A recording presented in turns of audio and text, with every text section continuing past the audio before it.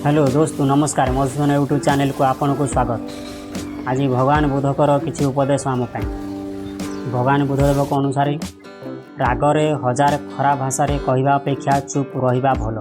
चुप ही मनुष्य पाई शांति आनी था।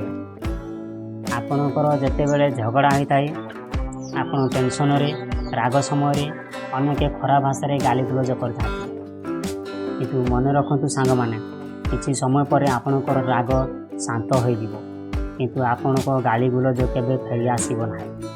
सब बेले झगड़ा समय शांति रही जाते।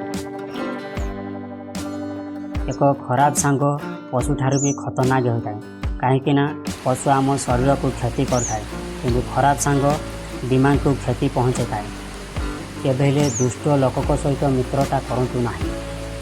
दुष्ट लोक सबुबले आमर क्षति चाही था अनिष्ट चाही था एवं सबुबले आमको हैरान करे। दुष्ट लोक ठारू दूरे भी रुहतु। स्वास्थ्य सबुठारू बड़ उपहार, संतोष सबुठारू बड़ धन, वफादारी सबुठारू बड़ संपर्क। घृणा को घृणारे शेष करा जाई पारिबो नाही किंतु प्रेम रे शेष करा जाई पारिबो।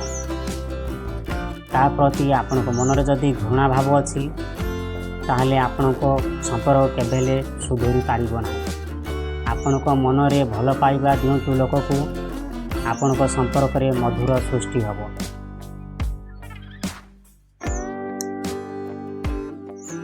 गोटे जलुथिबा दीपरु हजार दीप लगा जाई पारिबो तथापि दीपरु आलोक कमिबो नाही। तेणुकरी आपणकर खुशी लोक मान को बांटतु। खुशी बांटिले खुशी बढ़ी थाए केबे कमी न थाए। आम मनरे सबु किछि थाए जेमिति आम भावी थांती सेमिति होई थांती।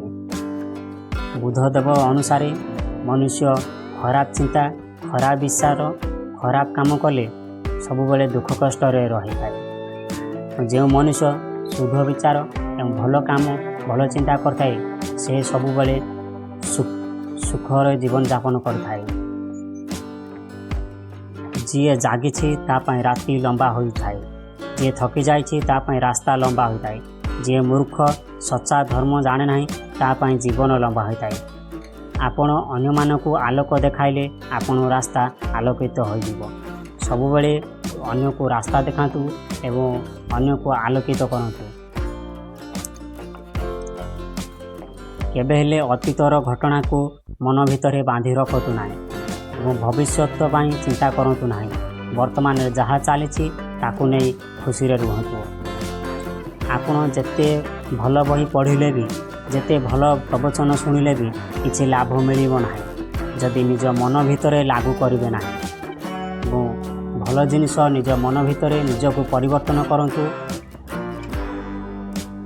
जीवन रे हजार लड़ाई जीतिबा ठारू निज उपरे विजय प्राप्त करंतु। विजय सबुबले तुमर हबो ताकू केही छड़े नहीं पारिबे नाही। सबुबले क्रोधित हेबा लोक पड़िया पड़ी होता है। गरम धरिले हाथ जली जाए, ठंडा हेले धरिले हाथ कला पड़ जाए।